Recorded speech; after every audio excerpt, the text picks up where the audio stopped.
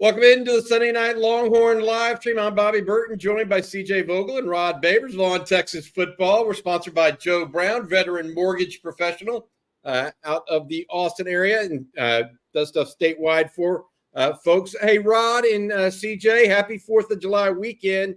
Yes, I haven't talked to you guys live. We haven't done a live in a couple days, so hope you guys are doing okay and had a happy and healthy 4th of July.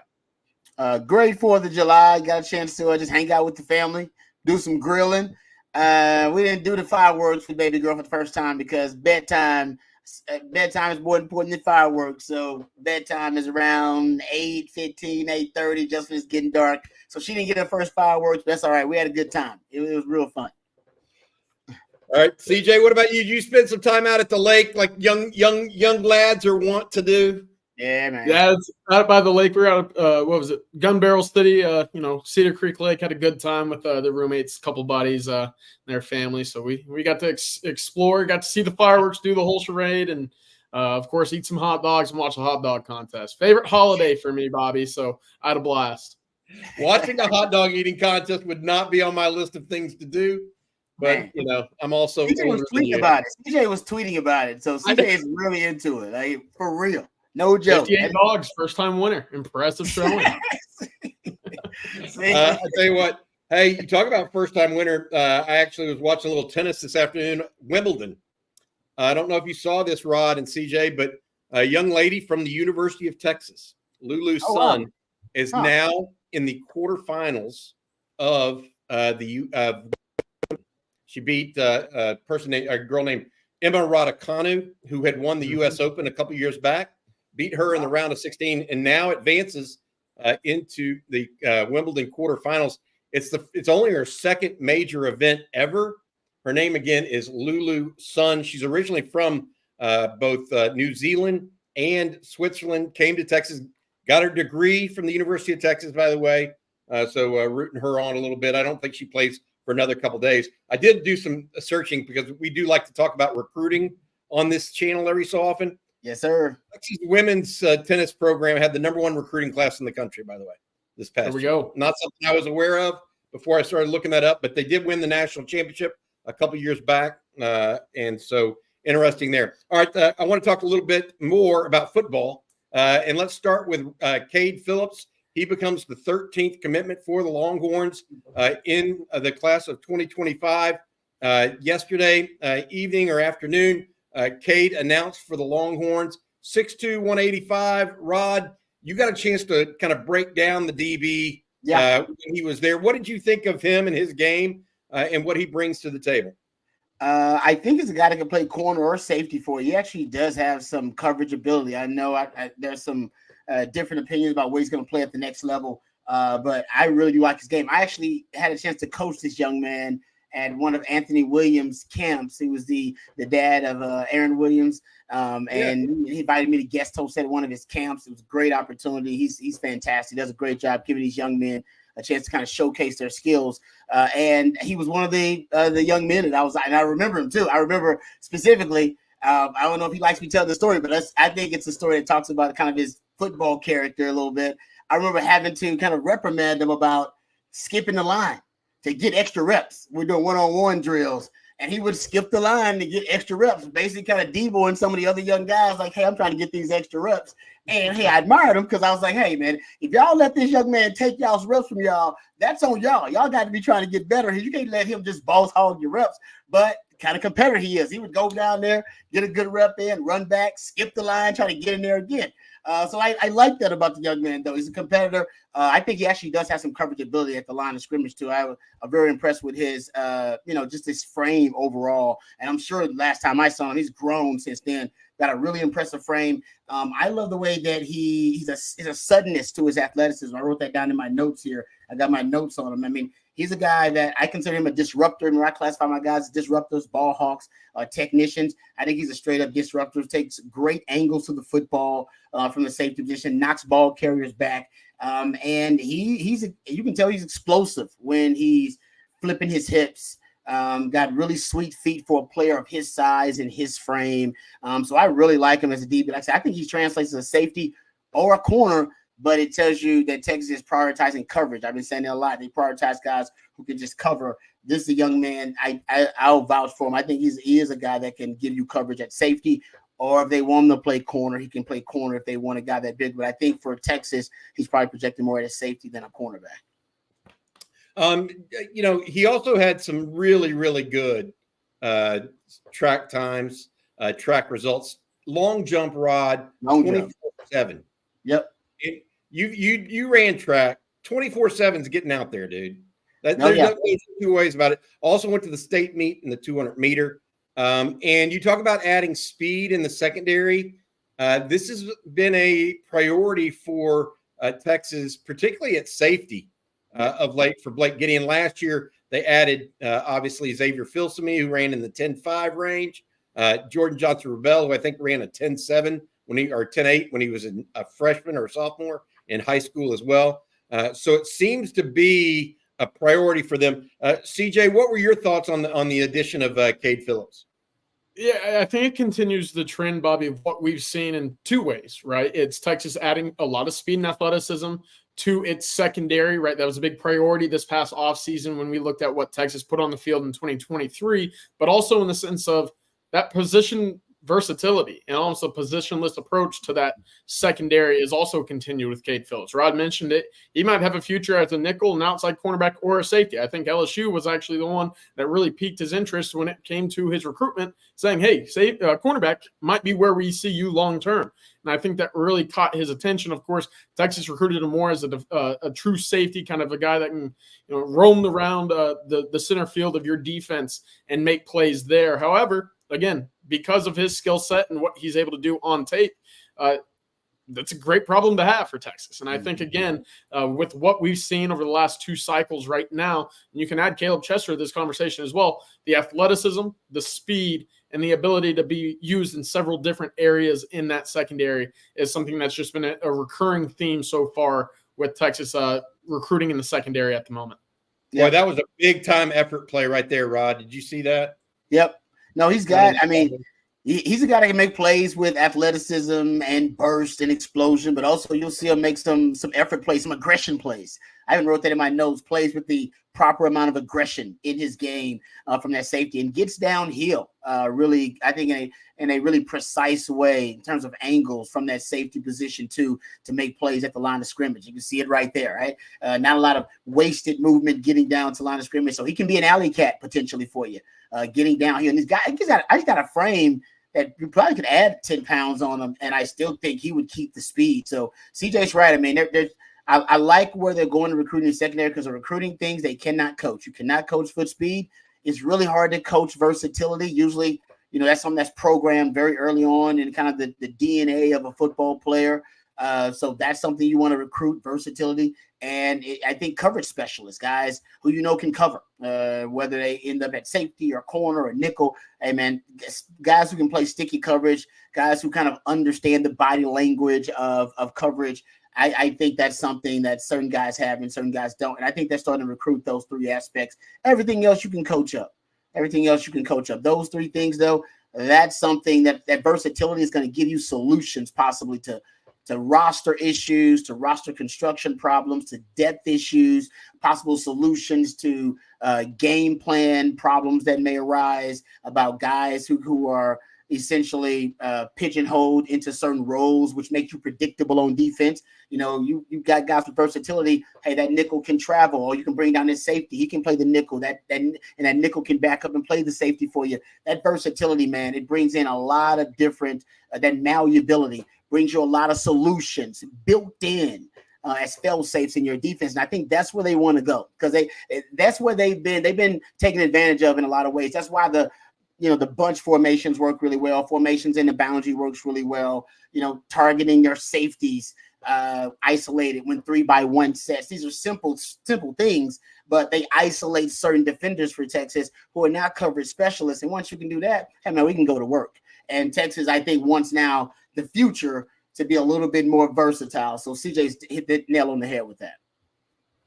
Good stuff. All right, guys, we got a lot of news and notes, including some changes to some commitment dates. We'll bring those to you in a second.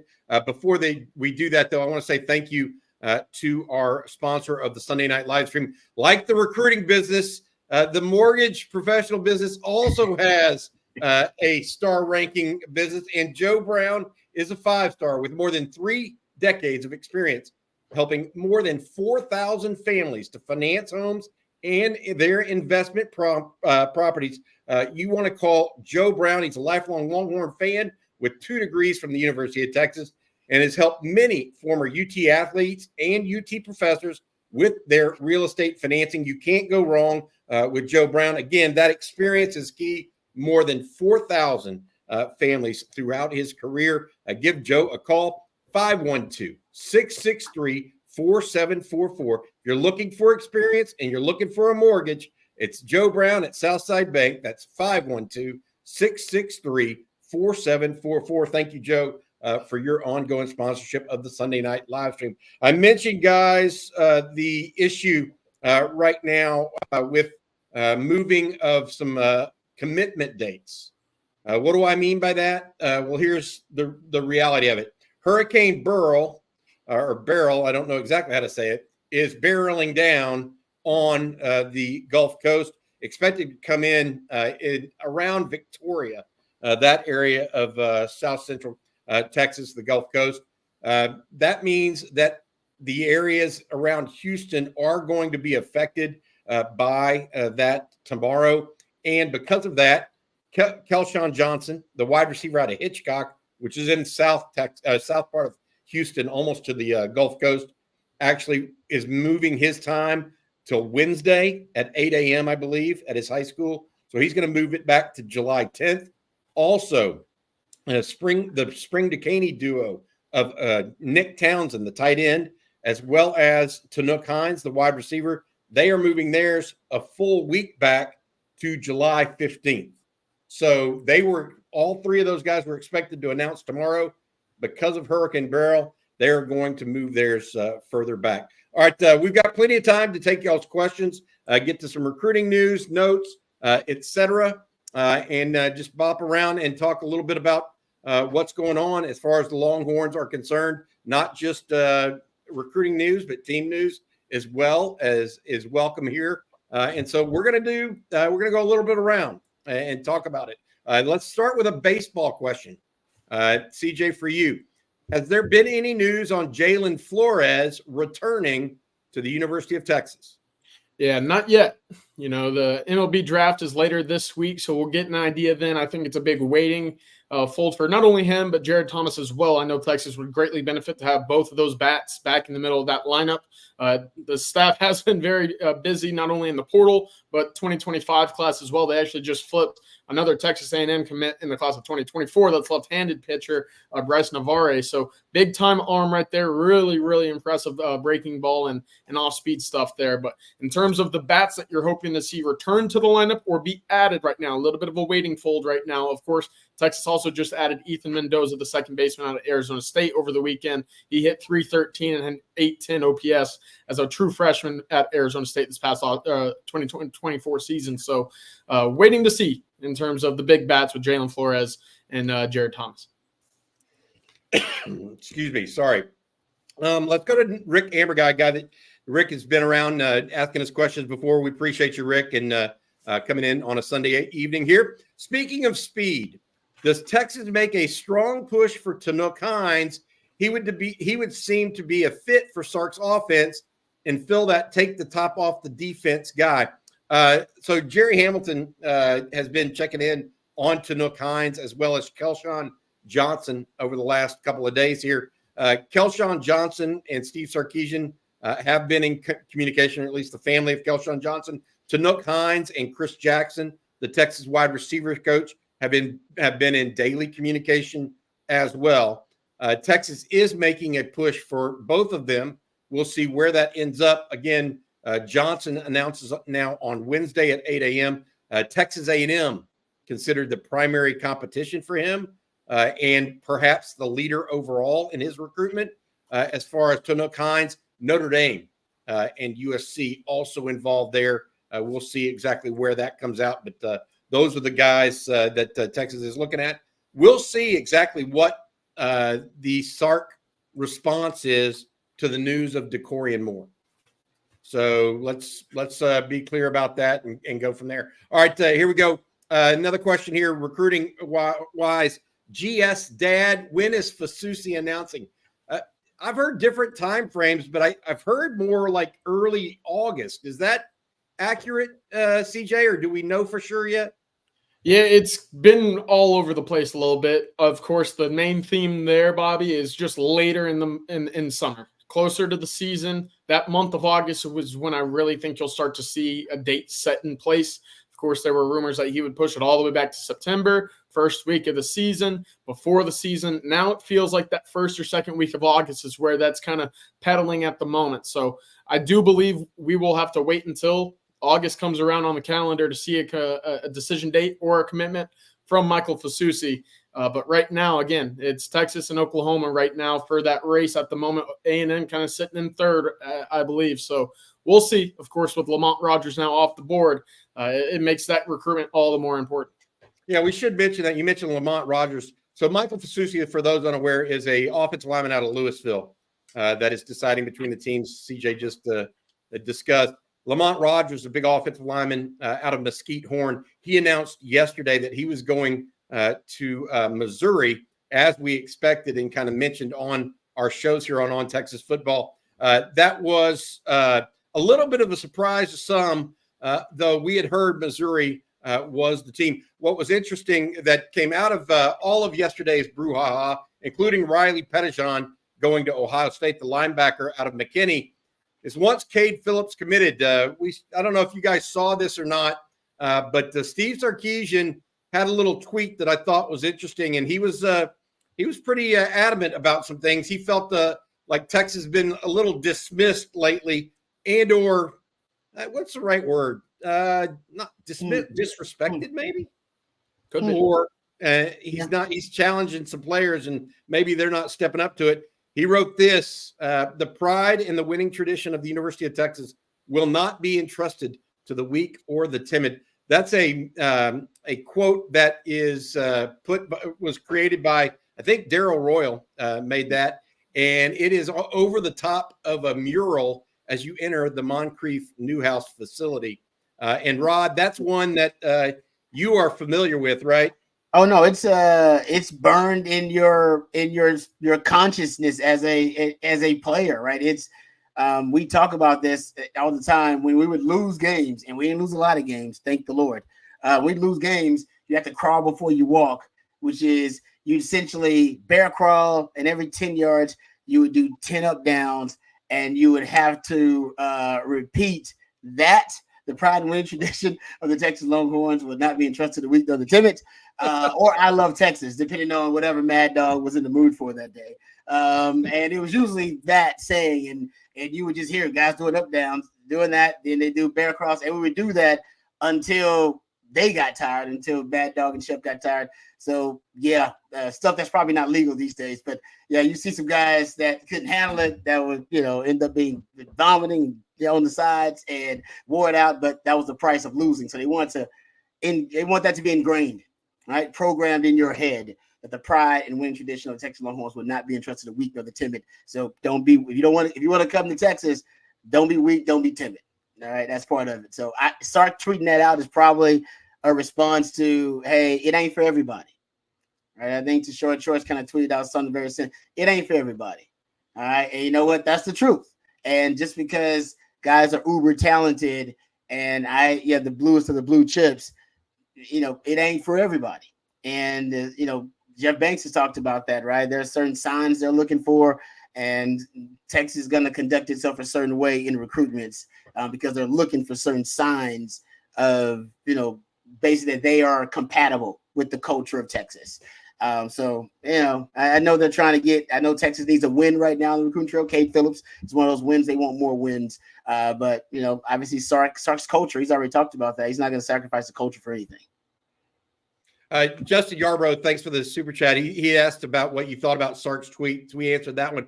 He also asked Bobby, does fall camp begin at the end of the month? So I do not have a specific date yet, Justin.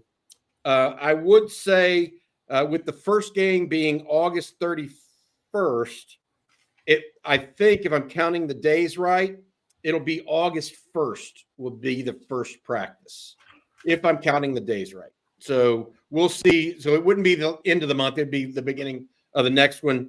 We'll get a date, though, sooner than that. I want to remind people, not this coming week, but next week, the following one, we'll all be up at the SEC Media Days in Dallas. CJ, myself, Jerry Hamilton, Blakeman. I mean, we're going up there in mass. So Rod's going to hold down the city of Austin for us, and we're going to be talking a little bit with a bunch of different folks around the SEC Media Days, and then we'll probably get that date of when Texas starts its fall practice and breaks for fall camp at that point in time. Hey, Rudy Serta has a super chat here as well. Did you see the article by Barstool that Phil Knight has an open checkbook for the football program's NIL? Yeah, I don't know that I saw the article. Not that I would. I mean, frankly, not that I would. Barstool does not report; they opinionate. Yeah, but I do believe that Phil Knight is going to be a factor in Oregon sports. Period. Yeah, like I think he wants to be and have his program among the best in the country, and he's willing to spend money to do that. I don't know that he doesn't directly get involved in recruiting, but he certainly donates to Division Street, which is their NIL collective, and helped establish it with some former Nike executives, including one that I used to know very, very well back when I was in recruiting, a guy named Rudy Chapa. So they are a professional organization from that standpoint, and they are utilizing Nike as best as they can. They're not, unlike what some people are saying, they are out recruiting people at a level, guys. They're working hard. It's not just about the cash. We've talked about this ad nauseum, unfortunately. But anyways, all right, we'll go to the next question. Keep going here. Kim, let's go to this one. Do you actually see Ohio State firing Ryan Day if he doesn't win the Big Ten championship and beat Michigan? Man, I don't even think you have to worry about the Big Ten championship part. It's just to beat Michigan. Beat Michigan. I don't know that I've seen, I think Ohio State fans are so upset that Michigan passed them after, frankly, Ryan Day started off on third base. Yep. That comment, right? Yep. And Michigan, I don't think I've ever seen Ohio State fans that bitter in the last 25 years, 30 years of doing this. I mean, they were bitter when John Cooper couldn't get over the hump in the 90s with Eddie George and all those guys. Remember that? They had a great team. Joey Galloway was on that team as well. Yeah. They couldn't get over the hump. Then, they fired Cooper and hired Jim Tressel, went on to win the national championship. Then Urban Meyer wins the national championship. And then Ryan Day starts off on third base, and he's still waiting for a sack fly to bring him home. For lack of a better term. Rod, what do you think? Rod, CJ, he get fired if he doesn't beat Michigan? It's one of the most unique situations we've ever seen in college football because he really is. He's fantastic against everybody else. It's pretty much except Michigan. And we know, man, that's a certain – even Mac, I just bring it back to Texas. There was pressure on Mac when Mac couldn't beat Oklahoma. And Mac was winning games. Hell, man, when he was winning 11 games. And it was like, well, you ain't beat Oklahoma, though. You're losing to Oklahoma. And Oklahoma winning a national title, right, Bob? Basically, Mac wasn't on third base, but Mac was ahead of Bob Stoops. And then Bob Stoops obviously leapfrogged Mac, won a national title first, and then kept on beating Mac. And then Longhorn fans are looking at Mac, who's winning double-digit games, and said, "It's not enough. I need you to do better, Mac. You got to do better." So that was a lot of pressure on Mac because of that. So that's the kind of pressure that your rival will put on you, especially if you're not beating your rival consistently, not winning your fair share at least consistently, and they're winning national titles now too. So if Michigan, without Jim Harbaugh, who's the architect of it all and brought him back, a true Michigan man. So if he brought him back and then he left and took half of everything with them, including guys who left to go to the NFL, and they still can't beat them this year with all the upgrades Ohio State made across the board, considered the most talented team in the country. Yeah, I do think they might try to do, and I don't even know where they go. I don't know what's the upgrade is, but they just said we'll get somebody that can beat Michigan at least. But I don't know what the upgrade would be over Ryan Day. He is a good coach. He just can't beat Michigan. The difference between him and Mac didn't start off on third base. He got No, to I know. third base. But he was leapfrog. Right? He was leapfrog, though. He was leapfrog. He was. He had more momentum, head start, and then Bob Stoops came in second year, national title, won it all. And everybody went, hold up. We have a good coach, but that coach he's better. That coach is better. And Bob Stoops, Mac Brown's a great coach. I got to say this before CJ gets a chance to talk about Ohio State here. You realize Ohio State's on a 2-game losing streak? I mean, look, not only did they lose to Michigan in their final regular season game, they lost to Missouri and in the Cotton Bowl, and it was ugly. I mean, here's an offensive coach that scored 3 points in the Cotton Bowl against Missouri, 14-3. CJ, what do you hear out there from recruits about Ohio State? They're typically Ohio State is a recruiting juggernaut. They just got Riley Pettijohn. I'm not trying to say that they're not, but what's been interesting to me is they got kind of a pass on their last 2 games last year. I think maybe because so many guys are coming back this year that could have gone pro that decided to come back. What do you hear out there about Ohio State? Yeah, I think it's one of those things where Texas is starting to get to that kind of conversation, Bobby, about development. But since you've seen it at the key position so often in Ohio State, that reputation kind of precedes what's happening on the field, right? You know, wide receiver, defensive end, defensive backs, cornerbacks, and safeties. You know, those are all positions where kids look at. And during recruiting conversations and trips, what's explained to them is Ohio State has the most talented wide receiver trio, team in the entire NFL. You look at what their defensive backs have been. You look at the Bosa brothers, all of these guys that they can point to and say, yeah, they developed here at Ohio State. We can now come in and do the same for you. Texas is getting there, right? You know, they had just had 11 guys drafted in this spring's NFL draft, but before then, you couldn't point to one singular or consecutive drafting seasons and say that was the case for the University of Texas. So because of recent draft success and obviously Ohio State's on-field success as well, recruits tend to give them the benefit of the doubt when it comes to maybe a coach on the conversation for being on the hot seat, maybe a coach not necessarily projecting to be there as long-term as some other prospects that they're considering at the moment. So they get the upper hand there. They get that benefit of the doubt, as I was mentioning. So it's something that schools everywhere are having to recruit against and having to battle against. But Ohio State's never had an issue to go out nationally and recruit, right? We saw with Jackson Smith and Jigma. Was it Peyton Pierce last year? The running back from down here when they won the title down in Central Texas. Dontre Wilson and J.K. Dobbins. Yep. So they've always had a footprint in the state of Texas. Now we see it a little bit more with Devin Sanchez this year. Most recently, Riley Pettijohn. Kids like the idea of going to Ohio State. They like playing in that stadium. They love the passionate fan base, and obviously what they've been doing to get big time guys into the NFL, it stands out with them immediately. Texas is on that path right now. Just have to string together more seasons in which they bring back hardware to the University of Texas and put guys in the NFL. Good stuff, CJ. Good stuff there, bud. All right, talk about players in the NFL, et cetera. Ohio State right now second in the country in players in the NFL, behind only Alabama. Yeah. So keep that in mind as we go forward here. All right, got some more time for questions. Please get them in if you would, and we'll talk about that as we can. Here's one super chat from Slick Rick.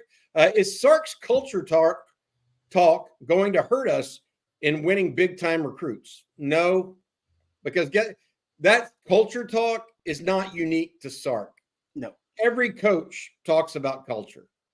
You agree with that, Rod? I mean, even though we harp on it a little bit here, it's not like Mike Elko's not going to talk about it, or Brent Venables isn't, or Brian Kelly, or Ryan Day. They're all going to, Dan Lanning. They're all talking about it too. I don't think it's that unusual. What, Rod, you have a thought there? Yeah, I mean, every coach has their own definition of it, their own interpretation of it. I just think Sark has recognized the value of it and has defined it pretty much. And we've talked about it. We won't go into it again, but he talked about the culture of vulnerability they talked about with him and Joe Klatt and how deep it is for him. And so I just think for Sark, he's defined it and he's seen it now materialize on the field and lead to wins on the field for him. So that's why for Sark, I think it's something that he may be a little bit more passionate about than coach. It may be a part of the pitch.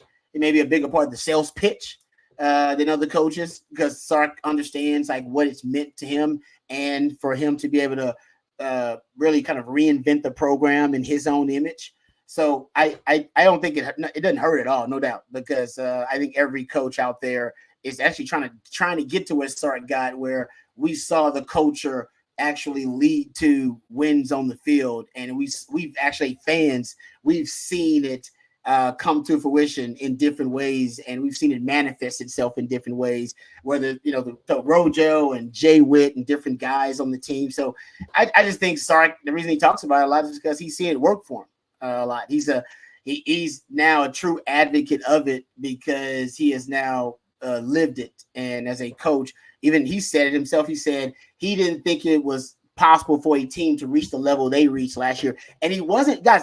He's played in a national title and won it as an OC, so he wasn't talking about on the field. When he said that, he was talking about them reaching this kind of this spiritual connection as a team, this closeness as a team, this camaraderie, a unique camaraderie as a team. I think that's what he was talking. Why would you say, I never thought we'd reach that level? It's like, well, you just got to the Final Four. You've won a national title. So you've been there before. You've been to a title game. He wasn't talking about that, guys. He was talking about how close they got. He was talking about different leadership that stepped up and helped them win games in different ways, with defensive goal line stands and with clutch catches and with, being able to go on the road and beat Alabama in Tuscaloosa. And I think that those were the things he was talking about. So I think that's why it's just, we talk about it more because Sark talks about it more. Sark talks about it more because you, as coaches, you get what you emphasize. He wants to emphasize culture, so he gets guys that are compatible with that. Good stuff, Rod. All right, you guys are listening to the Sunday night live stream here with myself, Bobby Burton, alongside Rod Babers and CJ Vogel, sponsored by our friend Joe Brown, veteran mortgage pro in the city of Austin, but can do mortgages around the state and even loans outside of it as well. We appreciate him for his ongoing sponsorship. All right, there's a couple of questions here about linebacker, and after missing on Riley Pettijohn, I'm going to read a couple of them. One of them is this, and I want to start with it this way because I actually think this is a misconception somebody out there is kind of perpetuating, I guess is the best way to put it, talking about how this is from Bradley Norris, and I don't mean Bradley's perpetuating it, but someone is. Madden Faremo is another Mike linebacker and was said to not have position versatility. We've already got our Mike in Bo Barnes. Here's the reality of it. Texas is with Johnny Nansen. He wants two guys that are definite run stoppers. Okay? It's a different style of what he wants. They're no longer in the Big 12.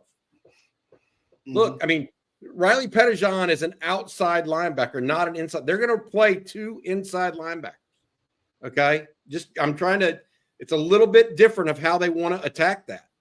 And so Madden Faremo absolutely has a spot, just like Bo Barnes does. Riley Pettijohn is going to be an outside linebacker. And by the way, Madden Faremo can line up on the edge. Bo Barnes can line up on the edge. And Rod's favorite NASCAR package. So Bradley, that's why, while people say that, it's not necessary. It doesn't make it true. There is absolutely a space for Madden Faremo, and Texas wants him. We'll see if they can get him, because here's the other question that's important. Shook ones. Is there a timeline for Madden Faremo? There was a thought that he was going to do it in early July, and he is not now. I mean, at least as of right now, to what's today, the 7th, I guess. So we're a little bit past that. I don't have a definitive timeline. CJ, what is the latest you've heard on Madden Faremo, the linebacker out of Southern California, and his timeline for potentially making a pledge? Yeah, it's a wait and see. I don't think there's one locked in right now. I think actually the longer this one goes, the better their opportunity is for Texas to get atop of that recruitment at the moment. Of course, I thought they did a very good job of evening the playing field and kind of that recruitment after their official visit. Gave a lot to think about with Notre Dame kind of being that number one school to look at the moment. Of course, Notre Dame has done a great job of weathering the storm from Texas following that official visit. So the longer this recruitment goes and the longer it takes before you see any sort of a decision date coming or a commitment, in the works, I think that bodes very well for the Texas chances long term. So I think this one stretches a little bit longer in July. I think we see August hit before a decision comes. Oh, I think you're muted, Bobby. Thank you, Rod. I appreciate it. On Texas football, have you heard anything about Sadir Mitchell and his frame? He showed back up to Texas this summer at 355, but I think he's already back up to 370. So we gotta figure out what Sadir is going to be doing. Let's go to this one from Doug Haywood. What is the realistic record you see from this football team, in your opinion, fellas? Rod, I'll start with you. Oh yeah, realistic record. The 4 games, I guess, to me, that would be the most concerning, of course, are Michigan, Georgia, Oklahoma, A&M. I'd say the realistic record is, for me, would be you go into the SEC. Right now, I'd say 10-2 or 11-1 is kind of where I'm at. So I guess I'm at 10.5, but maybe 10-2 is where I'll go. I'll go 10-2. First year. Hey, Vegas is at 10.5. Yeah, so no, because that's because it's 4 games you're worried about. The rest of the games, if Texas loses one of them games, we're gonna be on this channel losing our damn mind anyway, right? So basically, it's only 4 games where it's somewhat acceptable because I could see in terms of the matchup, Texas losing those games. Of course, Georgia might be the best team in the country. Michigan, just because that defense and you're on the road. Wink Martindale, he loves to blitz. You guys have heard me talk about how does Quinn handle pressure. We will see how Quinn handles pressure versus Michigan. Best D-tackle duo in the country. They can stop the run. They can stop the run with a light box.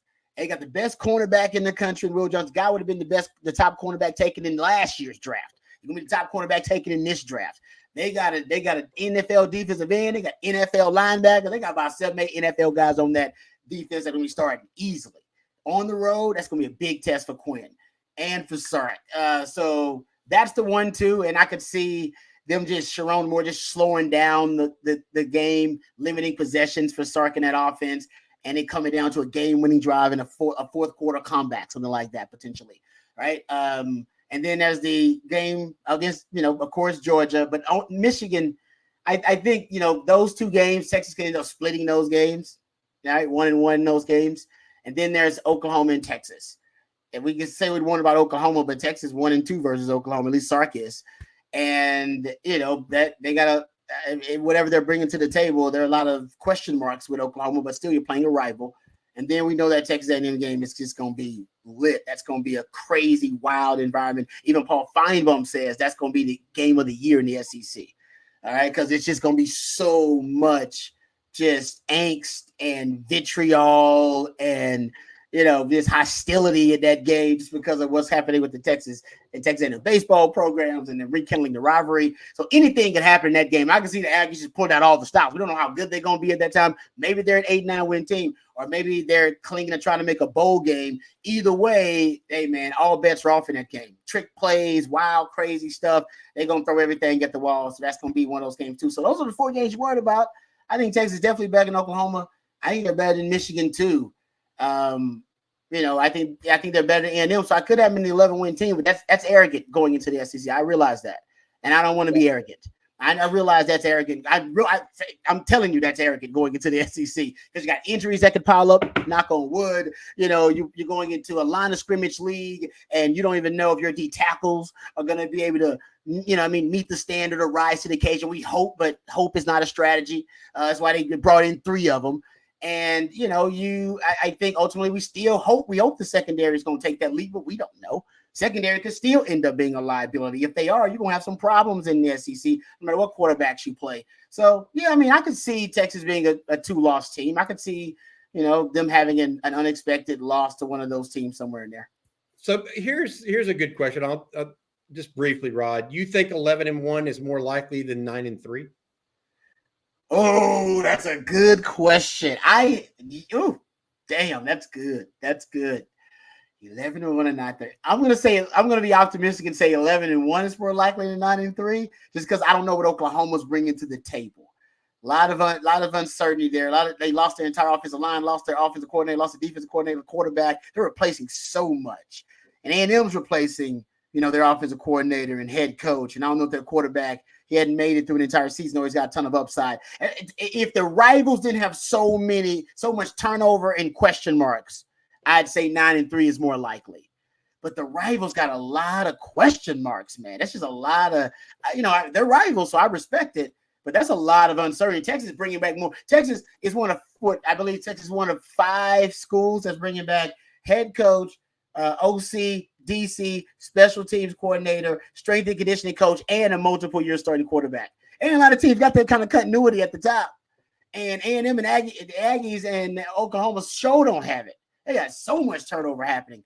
So I'm going to give Texas the benefit of the doubt in that and say they're 11-1 more likely than 9-3. But I think 10-2 is kind of what I'm stuck on right now. I just think you're going to end up – and I pray that – hell, I would hope the losses are to Michigan and Georgia and not to A&M or Oklahoma, honestly. If I'm going to get 10-2, just for peace of mind on this channel, for all y'all and the mental wellness of Longhorn fans, I'm gonna pray that them 2 losses are to Michigan and Georgia. Because if any of those guys, y'all know, if they lose to Oklahoma and them, y'all gonna lose y'all ever loving mind. Y'all know it. And we're gonna be on here, Luke. We're gonna be on here to cover it all and to be here with you. But y'all know y'all gonna act a different way than them losing to Michigan and Georgia, because I think that's more palatable than a loss to Oklahoma or A&M. So. Fair enough. CJ, what about you? What is the realistic record you see from this football team, in your opinion? Thanks for the question, Doug. Yeah, we talked about Vegas. 10.5 is the betting line going into the year. Individual games, they're favored in 11 of the 12, right? Only Georgia's the game that they're the true underdog in at the moment. Of course, that'll change as the season nears. But when you look at the games individually, I do think Texas should be the favorites in 11 out of the 12. They should win 11 out of those 12 on paper. Though we know, and Texas fans over the last decade plus understand that games aren't played on paper. Otherwise, this last 14, 15 years would have been a little bit more enjoyable. So what's going to be interesting to me, and we've talked about this in the past, Bobby and Rod, is, we saw year 3. Texas, in year 2, they were in close games. They fell short. Year 3, they were in close games. They, kind of overcame some of the hump there, right? They got on the other side. They started to experience winning a little bit differently in games where they probably would have lost, in recent memory. So right now, I think in year 4, especially with Quinn entering year 3, you have a full offensive line returning. You have what you want to go into a new conference that's dependent and heavily, entrenched play. You got what you want there. I think offensively, you're going to see Quinn and Sark kind of use that camaraderie with one another, that synergy to kind of carry out, some points and kind of carry the load there for your offense. With that said, Texas still has played down the competition, right? We've still seen sometimes where Wyoming was sticking around in the third quarter, right? You see some games where you're thinking Texas is coming in as a 20-point favorite saying, all right, what's going on? Leads evaporate very quickly for Texas a year ago. Will that, kind of be a recurring theme in 2024? If it is, I don't see 11-1 as a possibility. However, if Texas kind of remedies some of those red zone issues, if they're able to hold on to some of those leads and continue to play that complementary football that escaped them at times in 2023, I do think 11-1 would be on the table. However, again, it's very tough in today's, kind of new realignment era of college conferences to even expect teams to run the gauntlet, and run the table. I think it's, a little disingenuous to look at Georgia's schedule and say they'll win out, right? They got to play Clemson. They got to play Texas, Tennessee, Alabama. That's a very tough schedule. It's significantly different than where it was years ago before Texas and Oklahoma joined the conference, and even more so before UCLA and USC and Washington and Oregon all joined the Big Ten. There's just better competition right now, and it's not as watered down as it was. So going into it, I like 10-2. I think that's where you'll see. I think Texas will. I do think Texas beats Michigan week 2, but I think somewhere down the road after a Georgia game, you see Texas slip up. But 12-team playoff, you can get in at 2 losses. Yeah, I think you get in it. I was talking to Tony Barnhart. I did a Saturday conversation with him. Rod, a couple of points on that. One is, and you called the SEC a line of scrimmage league last week. Tony Barnhart said the SEC, more than any other league, is a line of scrimmage league. It is, man. He goes, that's the thing. Texas has the offensive line. Do they have the defensive line? That was good stuff from Tony, I thought. Yep. Number one. Number two was this. He thinks somebody from the SEC is going to get in at 9-3 in the playoffs. He thinks they're already politicking that. Our 9-3 is better than your 11-1. Yeah. Ooh. So I'm just saying that. CJ, one other quick comment you made. I shouldn't have jumped in over the top of you there, but Georgia is not losing to Clemson early. I agree. They could lose late. They could lose late to a team like Clemson if there's injuries to the quarterback, and they're not going to lose early. I agree. Yeah. I think in recent years you see that Georgia schedule and you say, "Oh, Clemson week 1, that's great." Now they get to play Alabama again and maybe Florida, and that's the 3 marquee games that they got. Well, you just replace Texas, or Texas replaces a Mississippi State or an Arkansas that was previously not on the schedule. I think that adding obviously Texas and Oklahoma to the SEC, it kind of muddies the water for some of these teams that were kind of skating by with those 4 non-conference games that you get in the SEC. So it's going to be a little bit more challenging for a team like Georgia or Alabama or Ohio State to go 12-0 like we saw a year ago. Michigan in that conversation obviously too. Got it. All right. Here it is, Sunday night live stream brought to you by Joe Brown, veteran mortgage pro over at Southside Bank. I'm Bobby Burton alongside Rod Babers and CJ Vogel. Let's go to the next question here. Jason Hablinski, do you guys think Sark made staff mistakes choosing development over recruiting? No way to spend what you guys thought would be a top 5 class. If it's not NIL, then it's on the staff. So a couple of things. I don't think he made any staff mistakes, in my opinion. So I like Chris Jackson, the coach, like Kenny Baker. I think he's Johnny Nansen has been a very big positive in recruiting, in my opinion. He's going to be a positive on the field as well. Tashard Choice 2 years ago came in, terrific hire. I'm not there. I will take you on a little bit here, Jason. We're not saying it's not, some of it isn't NIL. It's just not all of it is NIL. Everybody likes to say, "Oh, well, it's NIL," to explain things away or excuse things away. That's not reality. Okay, it is when you go in to recruit somebody. It is, how do you make the parents feel? How do you make the kid feel? Does he buy what you're selling? Mm-hmm. It is not just one piece of it. So take that. Now, no way to spend what you guys thought would be a top 5 class. Let's talk about that specifically, because that's where you have a good question. I don't think it had anything to do with who he hired, per se. I do believe that Texas is still going to finish with a top 10 class. I'm not concerned about that. I don't think anybody here should be. They're still moving forward. They're at 13, and I think, what do they have, the 3rd or 4th highest average ranking or something like that among recruits? They're going to get to 20, 21, and they're going to be fine. The question is, they're not going to have necessarily the top 5. If they don't, do they have more powder maybe for the portal? Most likely. So, I mean, I'm not so sure the top 5 class is the end-all be-all. And I would agree with you that they're probably not going to get there at this point unless unless Sark pulls a rabbit out of his hat, which he's done before. He's done it twice, actually.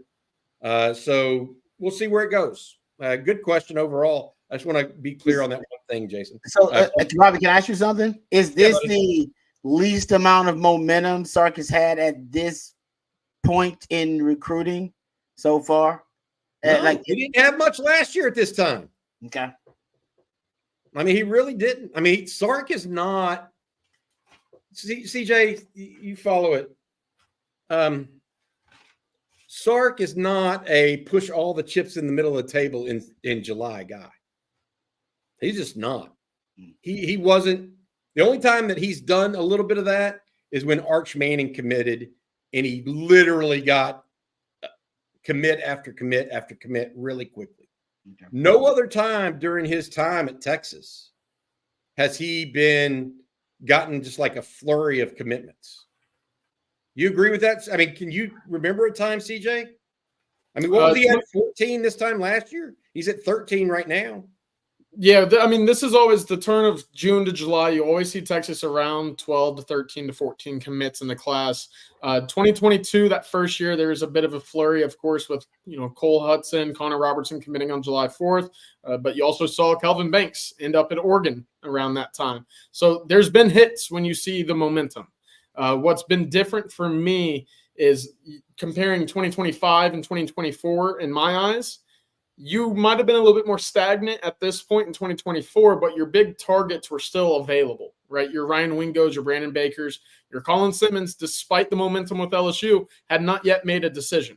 And so that's where I see the difference. Of course, you see DeCory Moore, he just made his decision. Riley Pettijohn, a guy that had been, kind of in the conversation for a best case scenario class for Texas since the beginning of the cycle, just picked Ohio State. These guys are going far out of state. And I don't think Texas was really near the top of the fold at all for Riley Pettijohn when it came down to it. So that's where I think the difference is for me is, yeah, you could look at it as on a timeline basis. Texas is probably in the same path, right on there with 2024.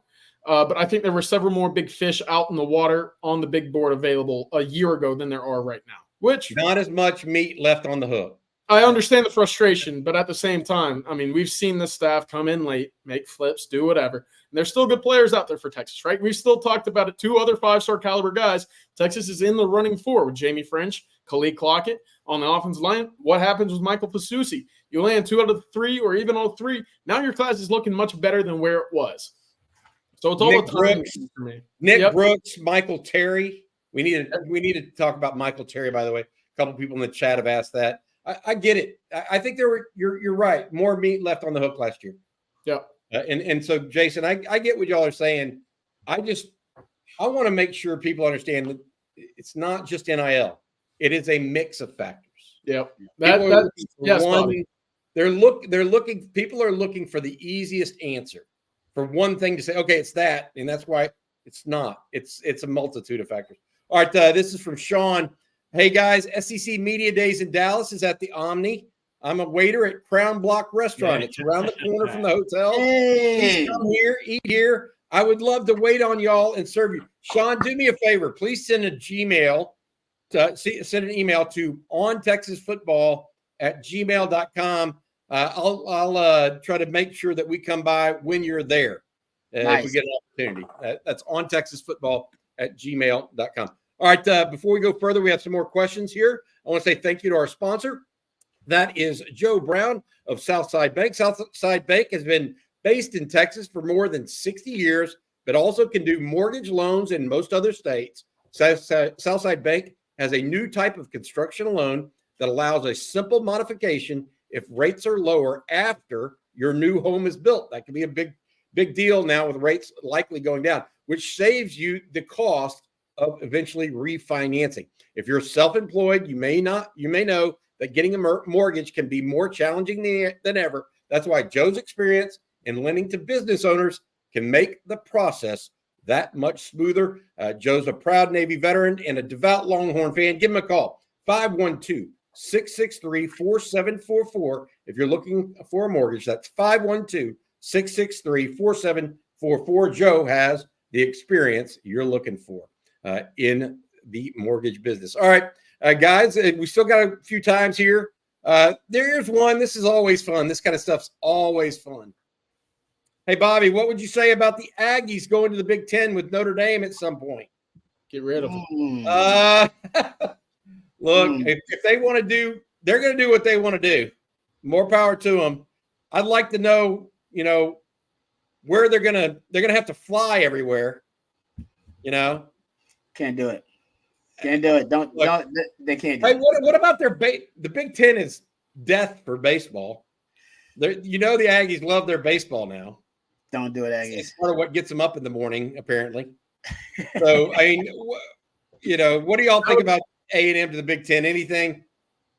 That would be the worst decision they've made in their program's history, their school's history, is if they up and leave the SEC, right? We saw it in basketball a little bit. They had Wade Taylor was averaging about 27 a game. He was great to watch in SEC play. The SEC is very difficult to play in. He was a major attraction, not only for Texas A&M, but folks who follow college basketball, because he was very fun to play. You move out of what is a very competitive basketball conference in the SEC to what the Big Ten is now. And in basketball, they're competitive in conference. On a national, kind of championship level performance, they're not. It's been forever since they've won a national championship. If they leave what is the SEC and the most confident or competitive conference in not only baseball, but football, basketball, you list them, it would be a huge mistake. You leave your big territory in the South to go up north, have to be the outsider looking in, much like USC and UCLA are currently. I think it'd be a horrible idea. And I think you'd be, widely mistaken to even consider it at the moment if you're Texas A&M. Yeah. Hey, this is a good one, guys. Rod and CJ. And I think it's from Kabir Hussein. It's a super chat. Is the current state of recruiting surprising given the season and draft we had? I think a lot of Texas fans and some Texas reporters like myself probably thought Texas might be a little bit hotter commodity after going college football playoff and having 11 or 12 players picked. It might actually bring more to the recruiting class instead of what we saw in years past, where they've had to do this one by one type piece. CJ, I think this is a little bit of what Jason Hablinski was getting at too. The underlying factors have changed around Texas, but recruiting hasn't necessarily. Is that part of the issue? Yep. Rod, you're shaking your head. Yes, you go for it, dude. Talk about it. Well, no, I agree, because I remember we were having a conversation. Think about it. Maybe 2 weeks ago, we're having a conversation, and maybe it's a little bit longer than that, about are they going to get 3 5-star receivers in the same class? Remember this? This was like, and Longhorn fans, CJ's laughing because CJ was like, even at the time, CJ was like, guys, don't get your hopes up there. It's just not realistic for it to happen. And I went back and kind of studied the times, at least in the last 25 years, where a program got 3 5-star players at the same position in the same recruiting class. And it's actually happened more than I thought it had happened, but it was usually following a whirlwind of momentum, either from the previous season and combined in that offseason. Like the team had won the national title, or they had for Mac in that 2000. I mean, you got to think about it. 2001, Max coming off the Heisman Trophy within the year. That was big for Ricky. You had to bring in Chris Sims, who was the number 1 quarterback in the country. So you had a celebrity quarterback that was kind of built. So there's always usually a lot of momentum building up in the previous years where you can actually have enough clout to bring in 3 5-star players, the same position in the same recruiting class. And Texas was actually realistically talking about that. But to the point, to the question that the texter just brought up in the chat, it makes so much sense, because I think a lot of Longhorn fans, that's part of the disappointment here, because I think that's how sky high the expectations were coming off having your having on, Quinn Ewers on the cover of the video game and watching Arch Manning in the spring game get all this love because he looked spectacular, and then coming off a college football playoff appearance, and Xavier Worthy setting a record 40-yard dash at the it was just so much momentum for Texas. 11 guys drafted, all this, just so much momentum. And it hasn't. I'll admit, I'm shocked it didn't translate either. I was on hey, we're gonna get Decoria and Morty brought his grandmama, so we're gonna get him. And so I was off about that. So I was going off just kind of the feel of the fans and riding the wave of that that momentum and positivity, but that positivity has not translated into recruiting wins. Nope, it hasn't. This was kind of the point I wanted to bring up with Ohio State was you do it once, that's great.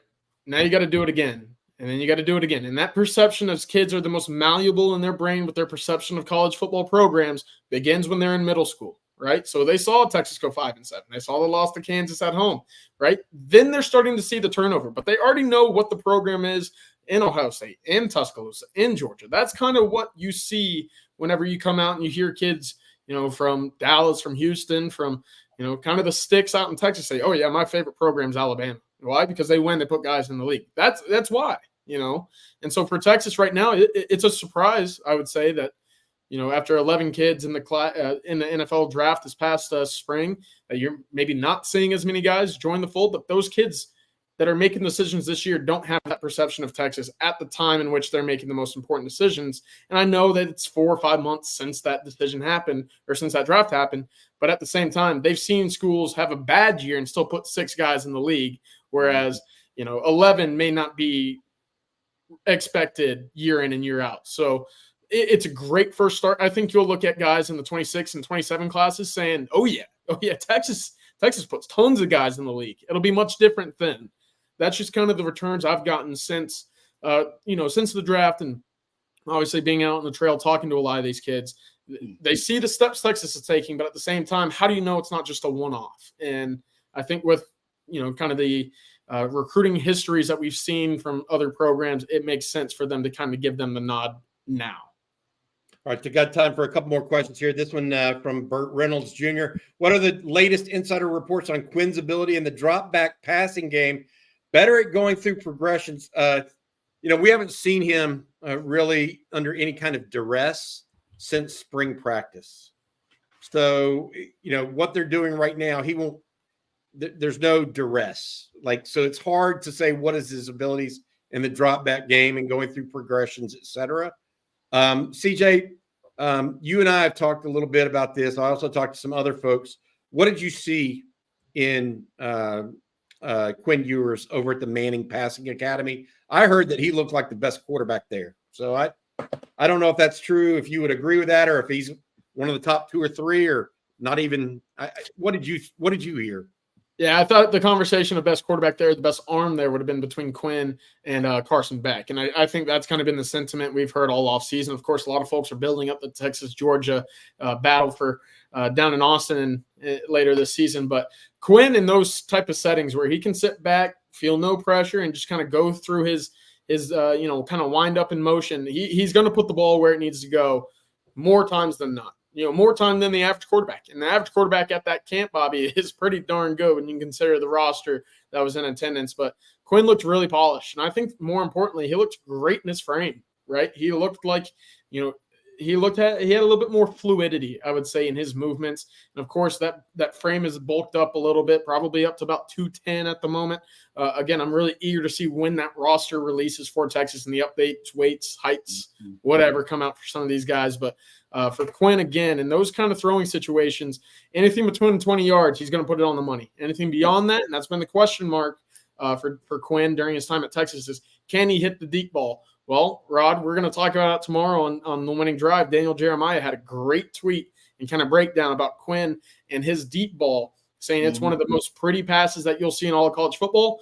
When I was down in Thibodaux, Louisiana, Bobby, it sure was. And he had some of the best throws down the field of any quarterback that was in attendance, and probably the throw of the day, the video that I tweeted of him throwing the long ball down the sideline, the little 9 route. So we'll talk about it tomorrow a little bit more in the Winning Drive, but he had a really impressive showing in the Manning Passing Academy a week and a half ago. All right, this one from Joseph Triplett, an OSU insider, Ohio State insider, said that UT backed off of Riley looking for bigger LBs. Is that true, or will we try and get him back? Texas did not back off. So is Texas looking for bigger linebackers? Yes. That's why they're not only took Bo Barnes, but they're also after Madden Faremo. But that doesn't mean they didn't want Riley Pettijohn. That would be a convenient story. And now Texas may not have pushed all the chips to the middle of the table there, but that's a different story. They did not back off. They definitely wanted Riley Pettijohn.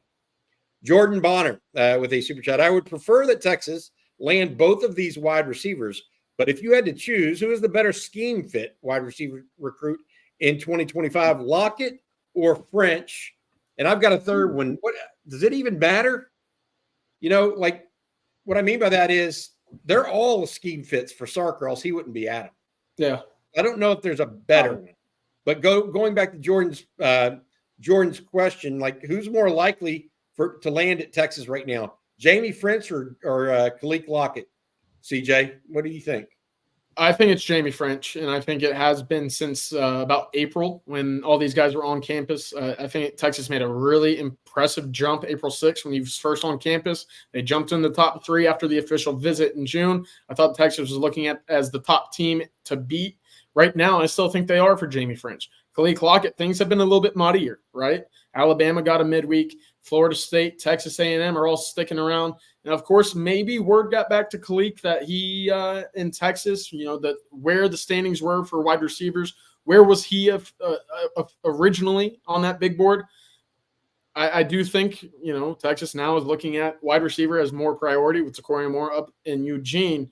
But Texas A&M is making things very difficult for Khalid Lockett, as is Florida State and Alabama. I think it's a much tighter race, whereas I think Jamie French in Texas is a little bit clearer on the picture of where each other stands with one another.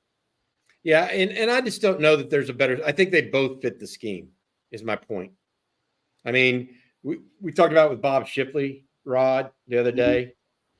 Look, he wants one of each. He wants a big, tall guy that can go out and be a one-on-one ball winner, kind of like an A.D. Mitchell was last year. One that can go deep over the top like Xavier Worthy was, and one that can make people miss underneath. Mm-hmm. So Lockett and French are two different kind of guys. Also, we do have some breaking news here. But before we get to that, I want to say this real quick. With the wealth of depth on OL, this is from Mobile Inslee, any chance any of them could be developed at defensive tackle? That's very rare. The only one that I thought could have done that on this Texas team would have been actually DJ Campbell. I thought he was quick enough and had the low center of gravity to be a defensive tackle had he wanted to, but it's unlikely Texas goes in that direction. All right, breaking news. I'll let you handle this, CJ, because it's a baseball commitment that Blake Monroe is talking about right now. Go ahead, bud. Yeah, we're gonna wait a little bit on terms of when this guy goes live, Bobby. But he just did. He just did. All right. Texas just landed the top shortstop in the class of 2024. That's Adrian Martinez out of Flower Mound. You might be thinking 2024. Well, we're recruiting 25s. This kid is a stud, and he's able to flip his commitment over to Texas, follow the staff. He is the biggest recruit from high school that we've seen Texas land so far. And of course, let me actually pull up some of his numbers right here. He ended his high school career hitting .430 with 6 home runs, 41 RBIs. Offensive player of the year in the Dallas area. So this kid can slug it a little bit. Really impressive prospect that Texas and Jim Schlossnagle and his staff are able to kind of lure back over to the University of Texas after moving over. But this is a big time get for the Longhorns. He was in Austin this past weekend. And of course, he made the move just now. So again, credit to Blake Monroe. He's been all over this one. He's been doing a tremendous job for OTF, covering the baseball changes, the landscape that's been, kind of ever changing. Since I have a question for you, CJ. Is he expected to go in the Major League Baseball draft here? It will be interesting, Bobby. He's got a pretty high grade right now. Of course, Texas. I think at this point, and this is just kind of logic speaking out loud for me right now, but to make a flip this early, or kind of, with the MLB draft coming up this weekend, to make a flip in your college commitment this soon leads me to think that college is going to be more of a priority for him, regardless of where he goes in the MLB draft. All right. And I promised folks, congratulations to Mr. Martinez here, or Mr. Rodriguez, Adrian Rodriguez out of Flower Mound, committing to the University of Texas. I promised folks an update on Michael Terry before we left. And I know we're running late. But I don't want to not get that in. Michael Terry, the athlete out of San Antonio's Alamo Heights High School. CJ, I hear that Texas is going and has been recruiting him very heavily. Multiple staffers trying to talk to him every day. This is a big athlete. He plays quarterback. He's played wide receiver. He's played running back. He's played defense. He's visited Texas officially, and he's had, I think he ran a 10-800 meter at 215 or 220 pounds. Crazy. CJ, what are your thoughts on that and where Texas stands with Michael Terry? Because he could also figure into that receiver room potentially as well. Yeah, definitely. He's got all the talent in the world. He's got all the skill sets to play a number of different spots. Bobby, you just mentioned it, whether it be, defensive back, a linebacker, an edge rusher on the defensive side of the ball, and then tight end. Oregon at one point was recruiting him as a running back, Nebraska wide receiver. Texas more as an athlete. I think that tight end hybrid, mix is where you will see him down the road.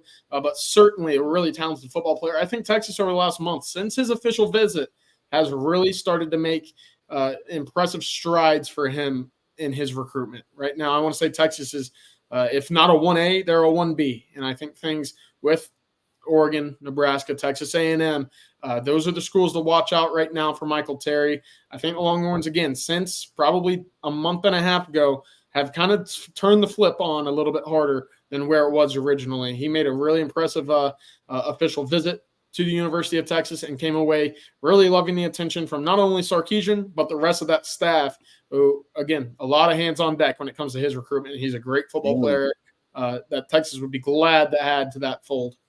Does he want to play one position over the other? Does he want to play receiver more than running back or tight end? Originally, it was wide receiver, and I think that's where some of the catch up on some of his recruitment was at the time. I do think he's kind of eased off on where he wants to be specifically and just said, all right, let me find the best situation for me, and I'll get on the field one way or another. Man, I would. What Cade Phillips just did, by the way. I'm telling you, I don't know. I would try to get that. He'd become my Kyle Juszczyk in my offense. I turn him into a modern, freaky fullback that I just get mismatches with all over the damn place. I just manipulate because, you put him in the backfield, he's a matchup nightmare. You put him at tight end, H-back, matchup nightmare. I wouldn't just isolate him at wide receiver. I think you could do something special with him from what I've seen. Interesting. All right, hey, guys, that's going to do it for tonight. Again, Texas getting a commitment from Adrian Rodriguez, a baseball shortstop, one of the top prospects in the class of 2024, changing his commitment to the University of Texas. That's big news. Blake Monroe of On Texas Football just announced that on his Twitter. Congrats to Adrian and his family. Also, Cade Phillips becomes the 13th commitment of the recruiting class. He did that yesterday evening, young man out of Fort Bend Hightower.